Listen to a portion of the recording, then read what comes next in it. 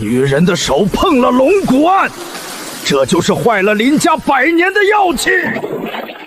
这是祖宗传男不传女的规矩，你有多远滚多远！太公，青瑶她只是救人心切，她不是有意的。丫头，快给太公磕头认错，快说你以后再也不敢碰骨头了。长河说，规矩坏了，磕头有什么用？咱们林家正骨几百年来靠的就是这股纯阳正气，她一个女人偏偏要往圣台上凑，今天当着县里领导的面，不仅差点废了贵客的手臂，还脏了咱们林家的100年招牌。这种祸水不赶出去，难道留着过年吗？就是女人家的，在家绣花缝补得了，碰什么骨头？真晦气，难怪林家医馆这2年运势不旺，原来是有这种不守规矩的败家精。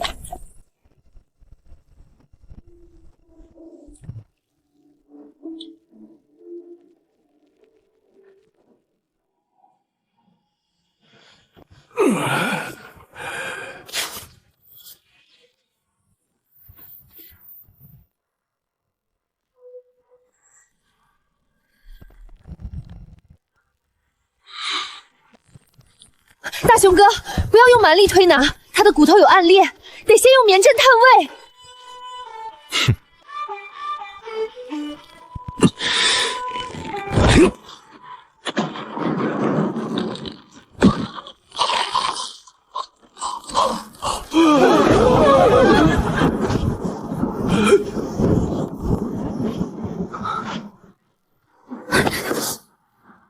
上菜。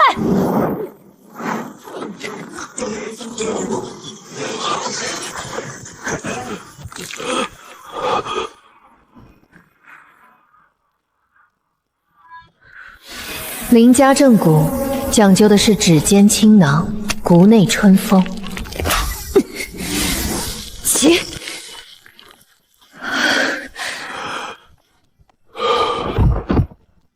太公，刚才如果不是我出手，林大雄已经把那位华侨的腿按断了，到时候别说招牌，林家医馆怕是都要被封了。我拼了半条命救人，你们现在却跟我谈什么女人不能碰案的狗屁规矩？你竟敢咒骂祖宗规矩！规矩是活人定的，命是老天给的。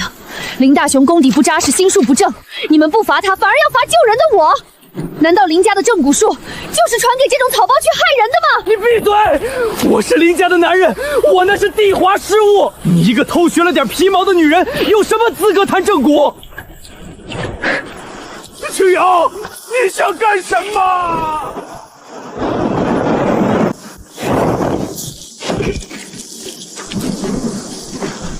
既然你们说我不懂规矩，说我这双手脏了你们的药气，那今天我就让你们看看什么叫真正的林家傲骨！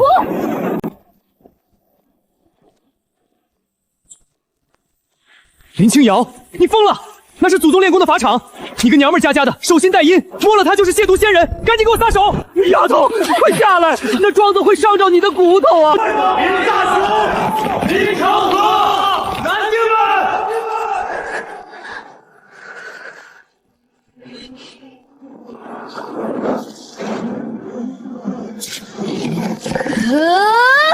起！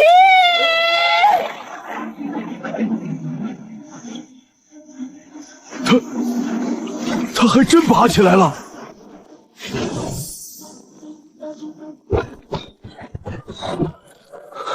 这怎么可能？她一个女人哪来这么大的指力？这劲道比老关主巅峰时候还要纯正啊！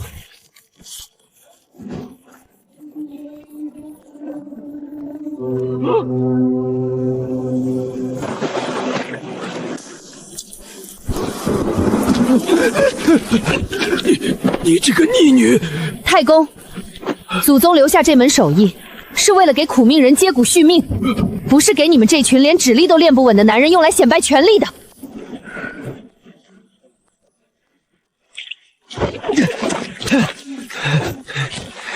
林清瑶，你以为露这两手就能掩盖你闯下的大祸吗？刚才那位外宾老华侨，我已经用了大开合帮他定位，眼看就要大功告成，你却突然冲上来横插一杠子，你那叫救人吗？你那叫抢功！你知不知道，万一你那一案出了差错，咱们林家就要背上谋财害命的罪名。林大雄，你还要不要脸？刚才老华脸色发紫，气都要断了，那是尹烈被你生生按成了开放式骨折。如果不是我用棉针拨开筋膜，他现在已经瘫在那儿了。太公，你要为孙儿做主呀！苦练多年，眼看就要为林家争光，却被这不知廉耻的女人坏了气场。她偷学医术，居心叵测，这是要活生生拆了咱们林家的台啊！是大雄说的这个理儿，正骨这行讲究的就是个连贯。这丫头平时就心高气傲，我看她就是故意。救人？我看这瞎猫碰上死耗子，万一出了事儿，还不是得咱们林家承担？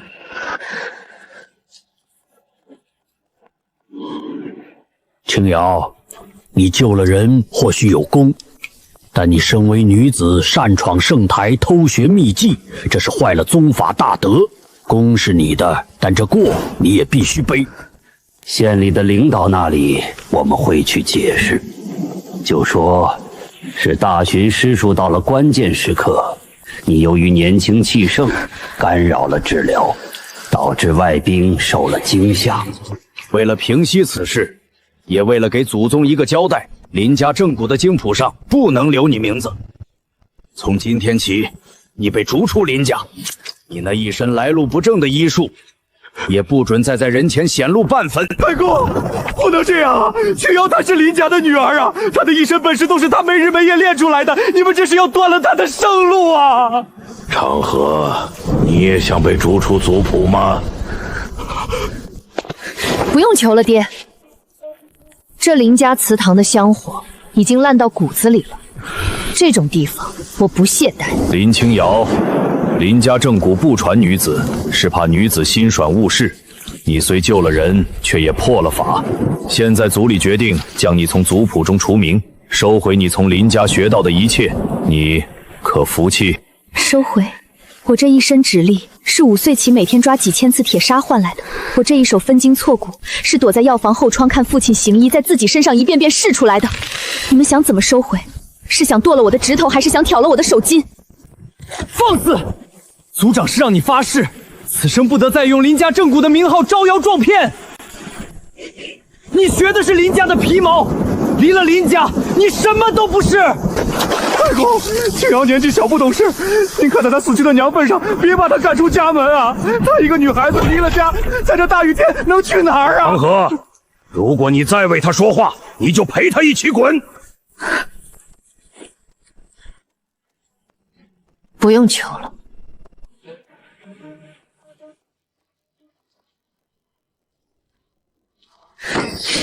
林青瑶，你要干什么？你们说，女人的手脏了林家的药气，你们说，林家的规矩比人命更重要。这一缕发还给林家的生身之恩。疯了，真是疯了！从今往后，世间再无林家女青瑶。我这一身正骨术，既然你不认，那我就让她改姓，姓林也好，姓李也罢，哪怕她无名无姓，只要能救人，她就是正道。林大雄，你记住了，这林家正骨的名号，你守得住，是因为我是你妹妹。等我出了这道门，这名后就是你此生翻不过去的一座山。正骨是靠汗水磨出来的，不是靠裤裆里那点东西决定的。既然林家容不下我，那这林姓不要也罢。青瑶，爹，你守了一辈子的规矩，到头来连自己的女儿都护不住。这规矩我踏出替你破了，我就不再是林家那个任人拿捏的烧火丫头了。既然林家医馆不给女人治病，那我就自己开一家。这林家镇的天，我林清瑶翻定了。林家说，正骨讲究的是纯阳正气，讲究的是刚猛复位。但我娘留下的这卷残书里写着：骨如枯木，筋似春弦，以柔克刚。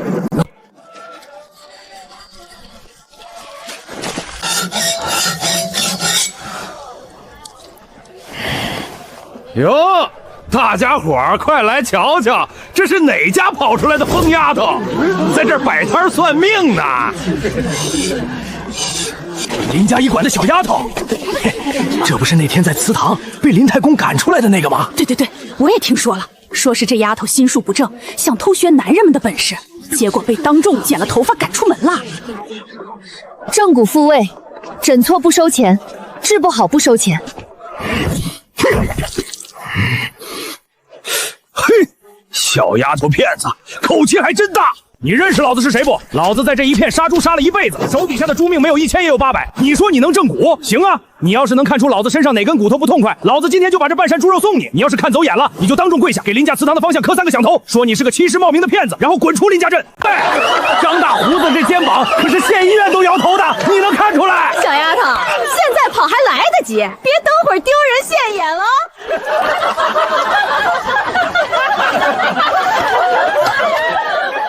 你不仅是肩膀疼，你每到半夜子时，右侧肋下地椎第3根肋骨处会有针扎般的刺痛。我聪改，你这2个险年哪怕是3伏天，也要穿个背心睡觉，因为你怕冷，尤其是怕后背见风，对吗？你怎么知道？是不是林长河那老东西跟你说的？我爹从不跟我谈论医案，我是看出来的。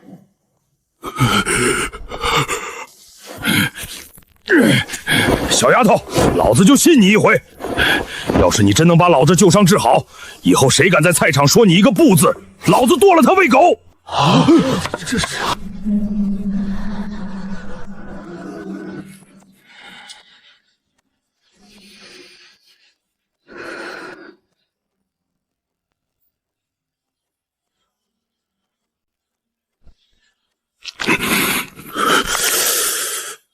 别动。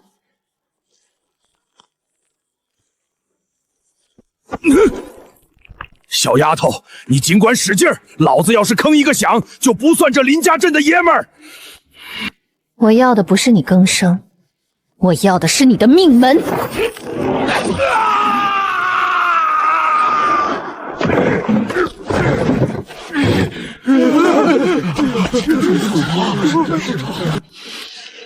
给我开！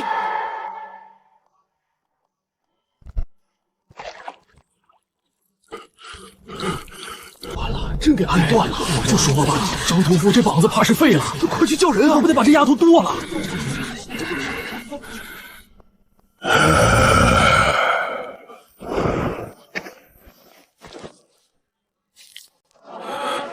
神了，老子的胳膊不疼了。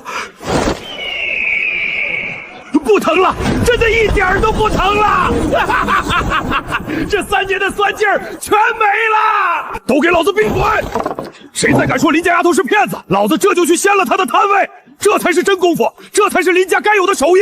以后这块地方老子罩着，谁敢收林医师的摊位费，先过老子这一关！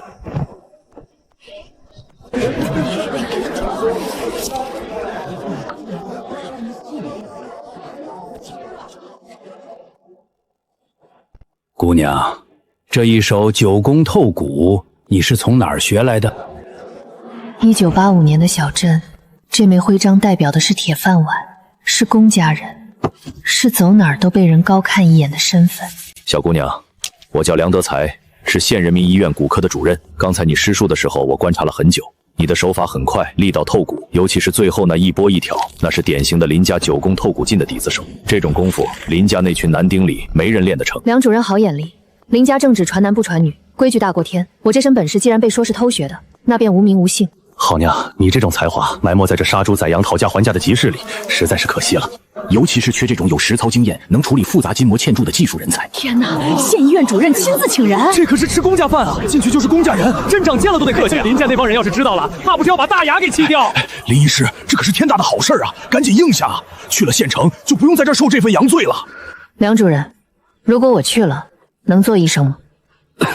这个按照现在的规定，进医院必须要有正规卫校的学历，还得经过县卫生局的编制考核。你虽然技艺精湛，但底子清白，哦，不是出身复杂。如果你愿意，我可以先安排你进骨科当个临时的护理助理，主要负责协助主治医师进行复位后的包扎和康复。只要你干得好，将来争取证或者保送你去卫校进修，也不是没有可能。多谢梁主任厚爱，但我拒绝。姑娘，你可能没听清楚，现在的编制指标非常紧缺，这还是我作为主任特批的推荐名额。离了这儿，你想再找个铁碗，难如登天。我知道，梁主任，在你们医院，如果遇到一个骨碎如粉的重症患者，你们的第一反应是什么？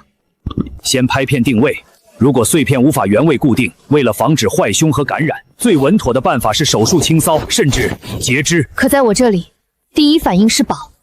正骨，正的不仅是骨头，更是医者的心。林家镇乃至于整个岭南，有多少像张大叔这样的苦命人？他们付不起手术费，也经不起截肢后的残疾。他们在医院门外徘徊，因为他们没有编制，没有报销，他们只有这一身养家糊口的骨头。进了医院，我是梁主任手下的一个助理，留在民间，我是千百个像张大叔这样的人的希望。我要开一家属于自己的正骨馆，不管是男人还是女人，不管是名门还是糙奔，只要骨头断了，我都能接得回来。他的名字我已经想好了，叫什么？青囊馆。梁主任，您的好意我心领了。如果您将来遇到连 X 光片和手术刀都解决不了的碎骨残局，欢迎来镇东头的旧砖窑找我。这姑娘眼里有火啊！这种火，林家医光那些守财奴身上早已经熄灭了几十年了。我知道，拒绝了这份安稳，意味着我要面对更多的风雨。但这一刻，我觉得自己身体里的每一根骨头都在欢呼。林家傲骨不是守在祠堂里的死物，它是要长在每一个能独立行走的人身上的。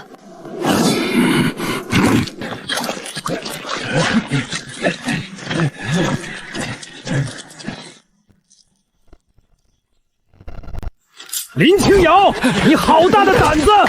你私自朝逃，窃取家族秘药配方，还在这里大摇大摆的非法行医，你知不知道？你这是在给林家镇抹黑，是在拿乡亲们的性命开玩笑！林副馆主，今天吹的是什么风，竟让你亲自下到这满是泥腥味的菜市场里来了？抹黑？我昨天治好了张大叔，全市场的人都看见了。你说我非法行医，那请问林副馆主，在那位外宾老华强疼得快闭气的时候，你的合法行医又在哪儿呢？大家伙都听好了，我是县卫生协会派来的，接到群众举报，说这里有人冒充名医骗钱害人。林清瑶没有行医证，更没有家传许可，他手里的那些药全是从林家药库里偷出来的毒药。现在我们要依法没收他的作案工具，并把他带回医馆接受审查。给我收了！林大雄，老子这膀子昨天刚被林医师治好，你今天就来拆他的台？什么卫生协会，老子只知道谁能治病谁就是神医。你想要动这个药箱，先问问老子手里这口答不答应？就是啊，林医师分文不取，咋能是骗钱呢？人家姑娘救了人，怎么还带人来抄家呢？这也太欺负人了吧！好啊，你们这是要聚众闹事，对抗公家吗？张大，你别忘了，你娘娘生孩子的时候，还是我爹亲手接的骨。你现在帮着这个偷鸡的逆女，你还有没有点良心？放手！就不放！这本就是林家的东西，今天不仅这箱子要带走，你这双手我也要带回去按家法处置。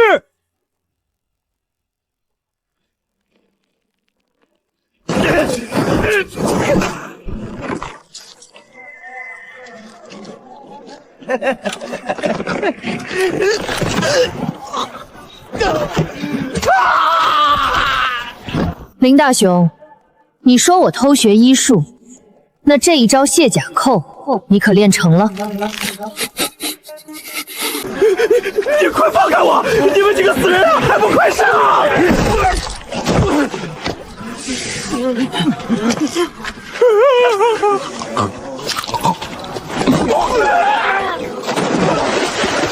毒药！你给我吃了毒药！那不是毒药，是让你清醒的良药。你不是说我用的是毒药吗？今天我就让你见识见识，什么是真正的林家药。林大雄，回去告诉林太公，这药箱是我娘留给我的，这手艺是我林清瑶一掌一指磨出来的。想收我的箱子，想废我的手，行啊。3个月后，县里要举办首届非物质文化遗产传承人大会，到时候我会带着我的青囊馆准时参加。如果在那场大会上，你们林家能堂堂正正的在政治技艺上赢过我，这央我双手奉上；但如果你们输了，我要林太公亲自在祠堂门口撤掉那块传男不传的臭牌子。好，林清瑶，你有种！3个月后，我看你怎么死在林家镇所有行家面前！走。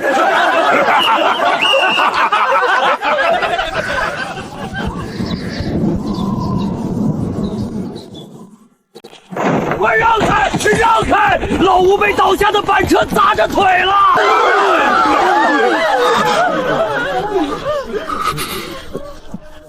大雄哥，快救救老吴吧！他家里还有个瞎眼老娘要养啊！这是粉碎性骨折，经络全乱了，切什么切，骨头都碎成渣了。大罗神仙也难救，赶紧送县医院去，晚了这腿就只能锯了，搞不好连命都保不住。让开！你疯了！这种碎骨残局，连我都不敢碰，你居然敢接！要是人死在你手里，你就等着去坐牢吧！张大叔，帮我把布挂脱下来。他在干什么？蒙眼睛？这丫头莫不是急火攻心，吓傻了？蒙着眼怎么揉正骨？那可是碎成渣的骨头啊！盲揉正骨，李青瑶，你是不是武侠小说看多了？这可是活生生的个人，不是你那排木桩子。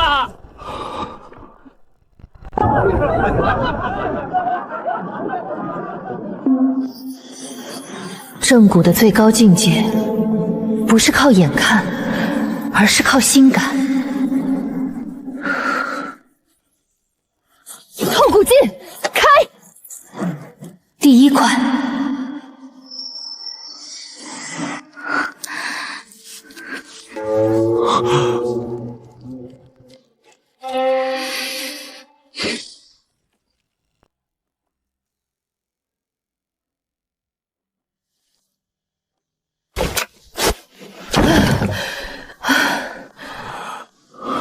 神医，真是神医啊！我不疼了。李医师，我不怕，他是真正的碎骨，我这辈子没见过这种神器。林大雄，这就是你说的难救，这就是你说的只能截肢。回去告诉林太公，这林家正骨的招牌，他如果端不稳，我林清瑶不介意替他换个地界挂着。你等着，非遗大会上，我看你还能不能这么走运！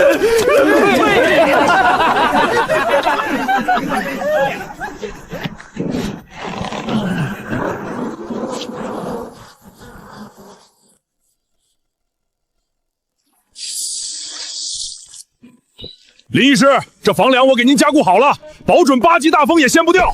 哎呀，哎呀！多谢各位叔伯了，每一锤落下，都像是钉在林家祠堂那条腐朽规矩的咽喉上。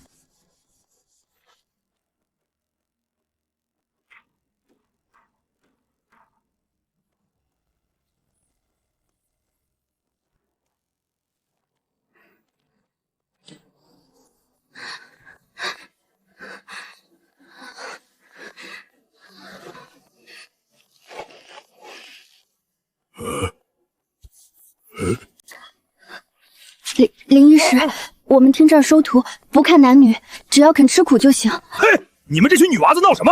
正骨那是遭罪的活儿，得成天跟血淋淋的骨头打交道，还要练力气。你们那手是拿绣花针的，能行吗？林医师，我这只脚是5岁时候摔断了，家里舍不得钱去医馆，生生给长歪了。我不想一辈子当个被人嫌弃的废人。林家医馆不收我们，说女人是药渣，但你也是女人，你能把吴伯的碎骨接回去，我就信你。我不怕吃苦，哪怕是让我在这儿给您刷马桶熬药渣，只要能让我学一手，将来能养活自己，我这条命就是您的。起来吧，正骨这行，不看你是拿绣花针还是拿杀猪刀，看的是你能不能忍住指尖剥皮抽筋的疼，看的是你能不能在面对血肉模糊的伤口时心如磐石。想进青囊馆的门不难，但这3年的基本功，我会把你们当成男人一样练，甚至比他们更狠。你们敢吗？敢！林大勇说，女人是手心带阴，那从今天起，我就要用这废窑里的烟火气，给你们淬出一双比铁还要硬、比棉还要软的正骨手。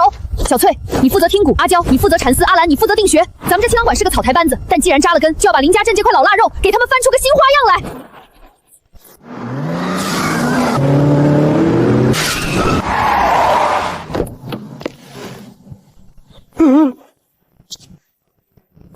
哎呦，这不是周先生吗？您的腿不，您的身子全好了。林副馆主，托你们林家的福，周某这条命总算是捡回来了。那是，咱们林家的正骨术那是100年的老底子，家父已经备好了上等的铁观音，专门等周先生大驾。茶就不喝了，我今天来是想请教林副馆主一件事。那天在祠堂里，在那场大雨里，最后动手替我拨开筋膜接回引裂的那位林医师，他在哪儿？周记性怕是差了。您那天是我主治，那是由于我在施术到了关键时刻，家里那个不懂事的丫头冲上来捣乱。您放心，那个搅局的逆女已经被咱们林家逐出家门，连族谱都划掉了。如果您觉得哪儿还不顺遂，我这就再给您推拿一回。林大红，我是个粗人，但我也是从死人堆里爬出来的。我这条命对痛觉最灵敏，那天救我的那双手，指尖有老茧，力道如细针，拨动我的筋膜时，像是在拨动琴弦。你这双手，除了能拿稳茶杯，怕是连3斤重的药锤都挥不动吧？滚开！我周卫国欠的是救命之恩，不是欠你们林家这张破烂招的情。说，他人在哪儿？听说在东头那个废砖窑开了个什么青囊馆，招摇撞骗呢。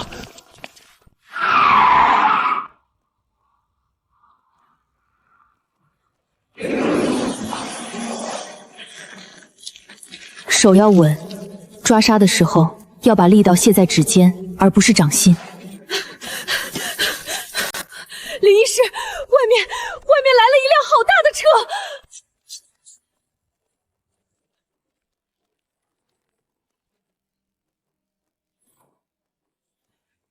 林医师，周某回乡询恩，在林家祠堂，他们说你是祸水，说你是逆徒，但我周卫国这辈子只认那双手，那双在暴雨中救了我，也救了林家颜面的手。周先生客气了，医者本分，谈不上恩情。这里简陋，没什么好茶，只有2张石台，怕是污了您的西装。污不了。林医师，我这次回来不仅是来谢恩，还是来谈生意的。县里要搞首届非物质文化遗产评选，同时还要筹建一家中西医结合的骨伤之医院。林家医馆仗着100年名声，现在是头号候选人。哼，但我不服。真正的绝学不该烂在那种吃人的祠堂里。我愿意资助3个后的青囊馆，3个月我要你带着你的徒弟把林家那块牌子摘下来，资金地皮设备我出，你出那双手，敢接吗？周先生，钱和地皮我可以不要，但我需要你帮我找这世上最硬的药材，最先进的接骨板。这县级的大赛，我不仅要参加，我还要让林家知道什么叫真正的林家正骨。好，这才是那双接骨圣旗的气量。这笔买卖我跟定你了。轻点儿，都给老子轻点放！要是磕坏了里面的零件，你们这辈子卖命都赔不起。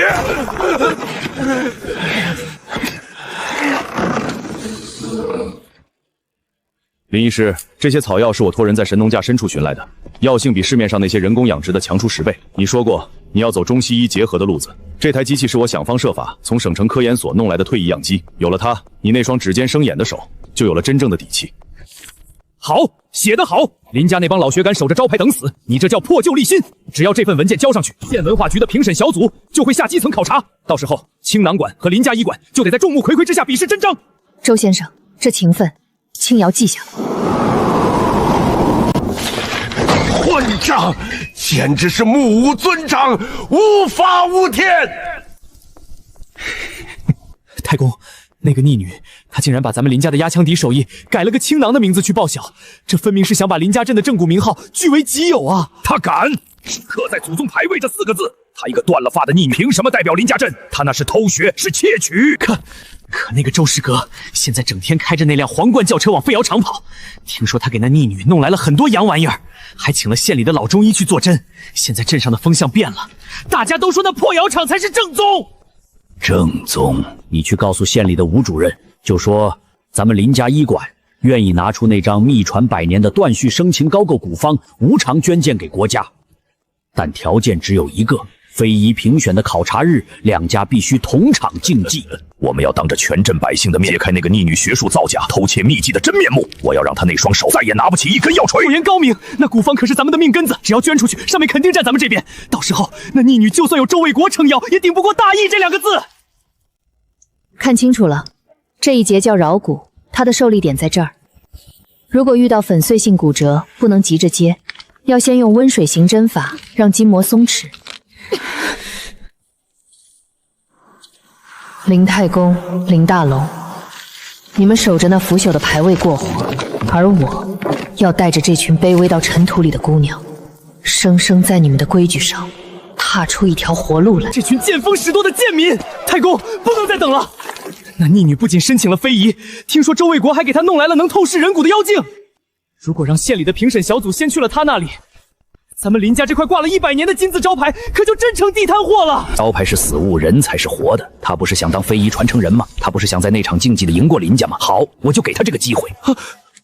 怕手不稳，怕骨头接歪了。错，最怕的是死局，是那种神仙难救，不接了必废，不接必死的死骨。那是现矿场的一名老矿工，前天在塌方里被砸断了脊梁和胯骨。县医院已经下了病危通知书，说即便手术也是终身瘫痪。我已经派人把他接到了镇上，就安置在林家祠堂的偏房里。非遗考察日那天，我会当着评审组的面把这具死骨抬出来。如果他不敢接，那就是欺世闹名，没资格申报非遗；如果他接了却治不好，导致患者暴毙，那就是人命官司。到时候即便有他人撑腰，他也得在大牢里蹲一辈子。太公圣明，我这就去安排，保证让那老矿工的家属配合咱们演这出戏。正骨不仅要正位，更要养血。骨头是船，血是水，水干了，船就得烂在泥里。林医师，咱们这青岛边真的能报上非遗吗？我听外面的人说，林家医馆已经把祖传的膏药方子捐给国家了，县里的人都站在他们那边。方子是死的，能救人的手才是活的。他们捐的是名声，我们要留的是良心。林医师，周先生来了。林医师，消息打听清楚了，非遗评审组3天后到林家镇，但林太姑在那边搞了个现场义诊，听说是要找最难处理的伤员，当众跟你的青囊管切磋。我听说他找了个脊椎粉碎性骨折的老矿工，那是正骨行的天劫，你千万别上当。他想切磋，我便去。林医师，那可是脊椎，那是用来博弈的工具，但在我眼里出了……那是一个快要支离破碎的家。如果我不去，那个老矿工这辈子就彻底毁了。我的正骨术是为了打破规矩，不是为了躲避挑战。小翠，去把温水行针的器材准备好。阿娇，把你练了3个月的托举经练熟了。阿兰，去把药柜里那只年份最长的老参拿出来。3天后，不管林家祠堂里摆的是什么局，咱们青囊馆都要把它给破了。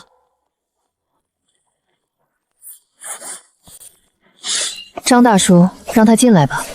这脚步声，我听了15年。庆瑶，林家医馆的人说你是来当说客的。丫头，爹是为你操心啊！太公发话了，只要你肯把那份青囊残律交还给家族，把你的青囊馆并入林家医馆，他老人家不仅可以既往不咎，还愿意在族谱上给你开一脉，让你当林家第1个女供奉。从今以后，你再也不用在这破地方受苦了，你也是吃公家饭的人了。女供奉，听起来真是天大的恩赐。那我是不是还要3跪9叩感谢太公他老人家开恩，没让我这个祸水死在外面？青瑶，你怎么就不明白呢？你看看这儿，没名没分，还要带这几个残缺不全的丫头。林家医馆是100年的挚友字号，那是大树啊！非遗那点东西，你的姐想圈里出一个，那是光不过林家的，那是自寻死路的事儿。爹，你口中那棵大树根已经烂了。你说的光宗耀祖，是建立在抹杀我所有努力的基础上。他们要的不是我的记忆，他们要的是这上唯一的竞争者。闭嘴！如果我交出了残卷，小翠他们会被赶走，而我会变成林家医馆笼子里的一只百灵鸟。只有在他们需要装点纹面的时候，才会让我叫上2声。那也比丢了命强。这是太公给的定金，500块，够你在这镇上买间像样的瓦房。林家提出的是死局，你赢不了的。爹，命是我自己的。3天后的吧。他们定规矩是为了压人，我练正骨是为了活人。既然这路走不通，那我就生生踩出一条路来。这500块钱，你带回去给林套公，告诉他，林清瑶的骨头硬，还没到需要买棺材本的时候。就是这伞，你离了林家，你什么都不是。3天后，如果你敢去祠堂，我就当没你这个女儿。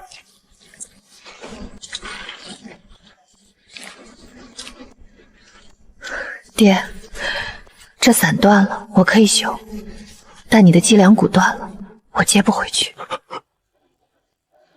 林家医馆教的是顺天应命，我青囊馆练的是断骨重生。3天后，林家祠堂，我不为名声去，我不为非遗去，我为了那个被课本当成棋子的老矿工去。如果这就是你们说的死路，那我也要走给他看。滚！林医师，咱们真的要去吗？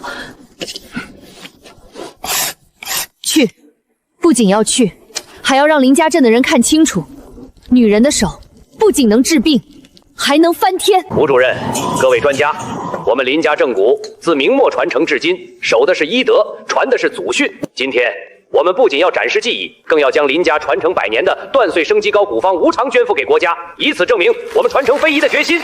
不过，听说镇上最近出了个青囊馆，申报了非遗。既然是选拔传承人，自然要讲个公平。老朽斗胆，请吴主任允准，让那位林医师也上台露2手，咱们同场竞技，高下立判。就怕某些人吹得神乎其神，到了真章面前却连门都不敢进。林家企图林清瑶待青囊馆学词，准时赴约。好，有胆色！既然要比，咱们就比个大的。来人，把咱们林家医馆接不了的那个重症抬上来。这位是现矿场的矿工老张，前天矿下塌方，脊椎被横梁生生砸断。县医院查过了，脊髓受压严重，下半身已经彻底丧失知觉。这种伤用洋人的话说叫高位则弹，咱们行内话叫断龙脉。林清瑶，你不是自诩医术通神吗？你不是说林家医馆守的是旧规矩，你练的是新法子吗？老夫承认这具死骨林家医馆接不了，只能尽人事听天命。你敢不敢接？你若能接回他的龙骨，这非遗的名额老夫当众让你。你若接不了，或者是治死了人，那你就得当众跪下自废双手，承认你是个欺世盗名的骗子。林医师，别接，那是陷阱啊！林家医馆接不了，是因为你们怕坏了名声，怕背上人命公案。但在医者眼里，没有接不了，只有尽不尽力。这龙骨，林家不接，我青囊馆接。疯了，他真是疯了！好，吴主任，各位专家，既然林医师如此自信，那就请评审见证。今天就在这祠堂门口，咱们看看什么是神医，什么是祸水。小翠，生火；阿娇，定穴；阿兰，拿药。这一仗，咱们不为非遗，不为林家，咱们要从阎王爷手里把这根龙骨给抢回来。林清瑶，你还在磨蹭干什么？药味倒是挺浓，可这脊椎断了，光靠闻味能接得回去？吴主任和各位专家的时间可金贵着呢。你若是怕了，现在跪下磕头认罪还来得及。小翠，火候到了，撤火。这是温水行针，这法子清末就已经失传了吗？用药液的热力通过银针导入受损的肌膜，让僵硬的肌肉产生瞬时的假性松弛，从而给粉碎的脊椎留出复位的空间。这小姑娘怎么会这一招？阿娇，起。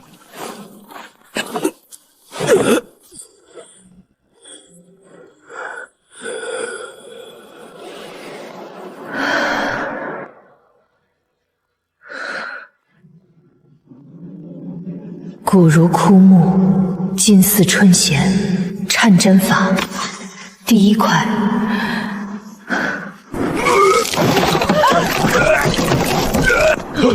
不好，神经受击，要惊觉！稳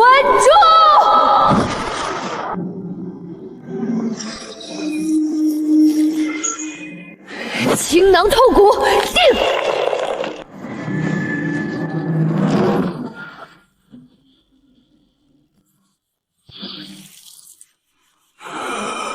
老张的腿动了！天哪，脊椎断了还能接回来！好一个温水行针，好一个青囊复位！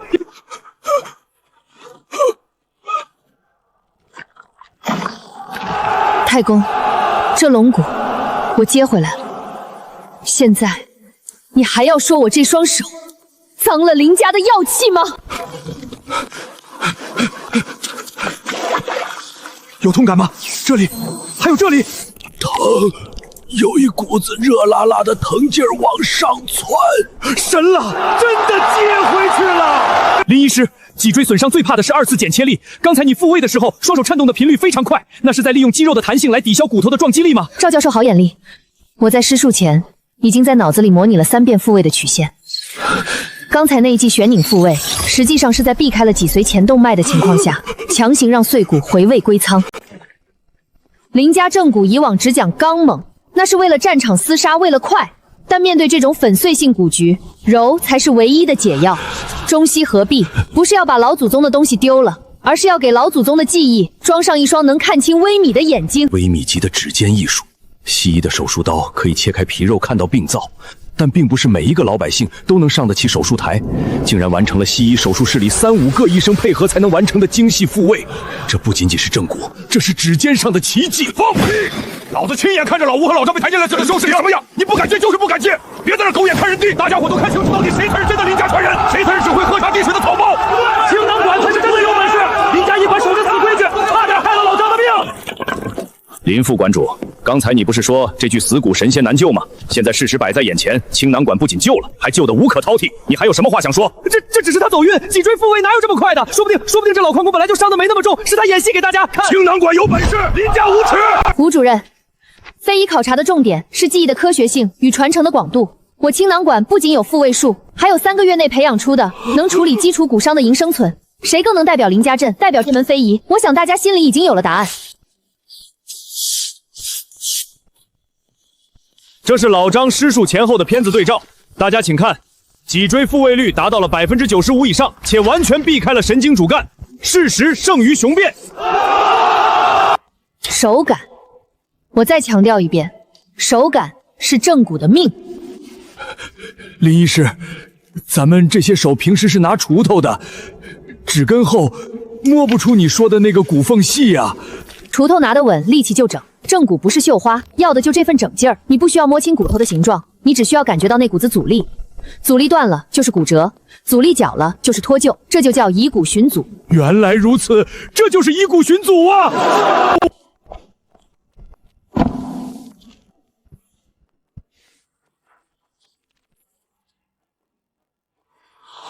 林医师，这可是林家的压箱底手艺，您就这么白白交给咱们？林家守的是自家的钱袋子，我青囊馆传的是乡亲们的活路。林家镇方圆百里，几十万人口，光靠我这一双手救得了几个？我要的是这岭南的每一座山，每一条沟，只要有人摔断了骨头，就能有双懂正骨的手伸过去。林太公说这叫外传，叫亵渎祖宗，但我娘留下的书里说医者无界。你们学会了，这手艺才叫活了。你们救了人，我林清瑶的名字才不白叫。林医师，大德啊！他这是在刨咱们林家的根，他在坏行规，他把秘籍发给那些下贱的赤脚医生，这是要让全天下的正骨郎儒都砸了饭碗啊！太公，不能由着他胡闹了，这是在搞乱市场，咱们得联合镇上的几大医馆，向卫生协会联名抗议，说他扰乱医疗秩序，宣扬不成熟的土方子。林医师，你这不仅仅是教医术，你这是在给整个岭南的正骨文化做了一次最了不起的复位。逆类，真是逆类！林长河，看看你教出的好女儿，她不仅偷了林家的秘术，现在竟然还把这些东西印成废纸，发给那些蛮叫赤脚郎中，他林家的祖坟，断了咱们100年的香火呀！太公放心，我早拆了个火把，还要把那个周百克送来的妖精也给砸了，看他以后拿什么招摇撞骗。大雄，去，带着族里的壮男去把那破砖窑给我拆了，把那些领了手册的郎中全给我撵出林家镇。我就不信，这林家镇的天真能让一个逆女给翻了！住手！长河，你刚才说什么？你敢拦大雄？我说住手！太公，我守了一辈子的规矩，我以为那是护着林家的，可这些天我走在街上，我听大家对林家医馆的敬畏，而是他们在背地里骂咱们是谢鬼，是守财奴。他们青囊馆的林清瑶才是真正的活菩萨，他们管我女儿叫林先生。但我听到了他们对青瑶的称呼，他们叫他活菩萨，叫他林先生。太公，青瑶做的不是在刨根，他是在给咱们林家积德呀！那本手册我看了，里面的每一招每一式都是为了救那些请不起大夫的穷苦人，这难道不才是祖宗留下这门手艺的初衷吗？放肆！你个没用的东西，竟然被那个逆女洗了脑！这是青瑶她娘临终前留下的。当年她娘为了学这门手艺，背着你们受了多少苦，逼得她只能在半夜偷偷练。最后她积劳成疾，走的时候，你们连祠堂的大门都没让她进。长河，你想造反吗？是，我要造反。我女儿不仅接回了老矿工的脊梁，她还接回了我这个当爹的脊椎骨。拦住他，给我拦住这个叛徒！林家镇的规矩，我林长河不守了。谁敢拦我，我就跟谁拼了这条老命！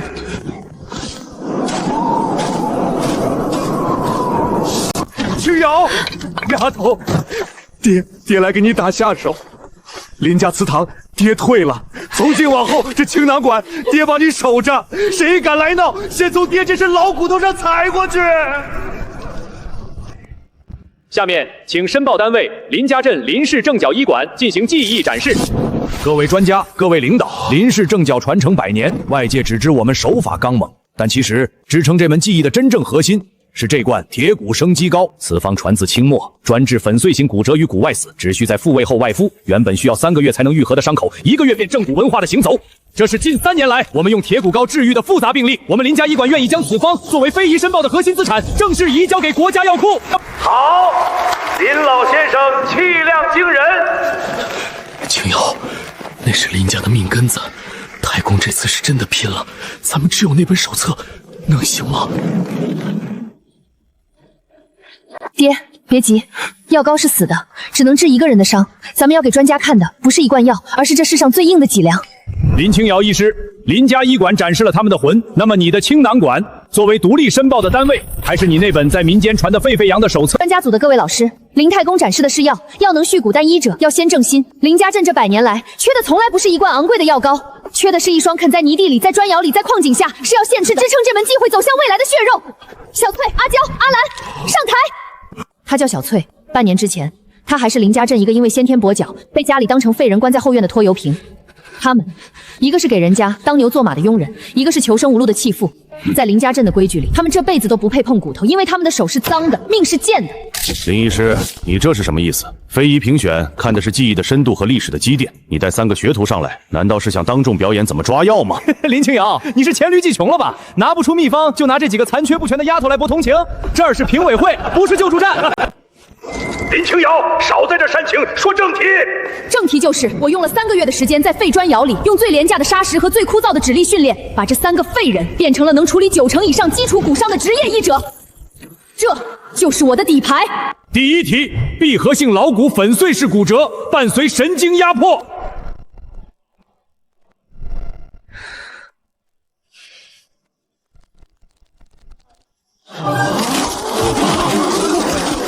第2题，陈旧性踝关节脱位，伴随筋膜极度萎缩，限时1分钟。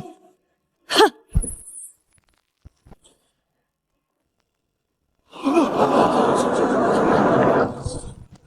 神迹，这真的是神迹！林老先生的铁骨膏虽然珍贵，但那是物，是不可再生的，极其依赖材料的古方。而林清瑶医师展示的是法，是一套可以量产、可以复制，甚至可以让普通女性在极短时间内的现代化正骨体系。太公，您那1罐药能治好10个人、100个人，但药材会枯竭，方子会流失。但我这一套法子，只要有手，只要肯练，生生在每一个村子、每一条弄堂里，林家镇的正骨文化，那终将成为救回千万个像张叔那样的苦命人。但如果它是开在每个姑娘指尖上的花，那它才是真正的非遗。林老先生，您的药膏确实是国之瑰宝，但经过我们专家组的闭门商议，我们认为林家正骨这100年来走入了一个致命的误区。误区？王主任，老夫守了这一辈子规矩，保住了这罐药方，何错之有？错在思，错在傲。林家守着那罐药，就像守着自家的钱袋子。在你们看来，技艺是用来换取地位、换取金钱、换取那虚无缥缈的家主尊严的。你们甚至为了传男不传女，你们传内保住份垄断，不惜将一个有着惊世之才的女儿身生生逼入死角。而林清瑶医师他在做什么？他在挖你们的根吗？不，他在给正骨这门古老的艺术种下一片属于人民的森林。他把秘籍发给赤脚医生，是传了一份天下的活路。他教出这3个姑娘，是打破了一道时代的枷锁，而是一个充满生机、人人皆可为良医的新正骨。太公，您口中的外行，正是那些在地里刨食、在矿下流汗的乡亲。您口中的纯粹，是建立在他们倾家荡产也买不起1罐药膏的绝望之上。正骨的魂不在药里，在指尖。您守了一辈子的规矩，却忘了祖宗留下这门手艺是为了让这世间少一些断骨之痛，而不是为了让林家多几根龙头拐杖。格局高下，不在于这罐药有多少年的历史，而在于这门技艺究竟是服务于一姓之荣，还是施惠于万家之生。好，省首届非物质文化遗产评选，林家镇青囊透骨复位术，因其卓越的普世价值、创新的传承模式以对社会公益的巨大贡献，正式入选省级保护名录。林清瑶医师正式被授予省首届非遗传人称号。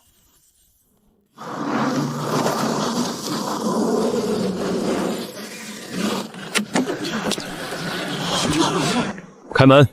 不用。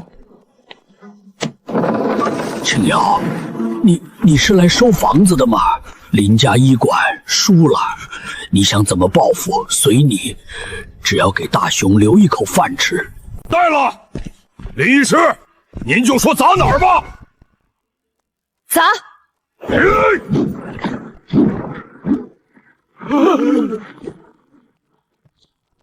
太公，您守了一辈子规矩，把腰手弯了。今天我这当孙女的帮您把这根脊梁骨接回来。林家医馆从今天起重开大门，只要林家立志要速胜，都可以来这儿学艺。你不恨我们？恨，太累了。我这双手要留着正骨，没空杀人。明天起跟着小翠从抓杀练起，让我发现你用林家招牌骗一个子，我亲手废了他。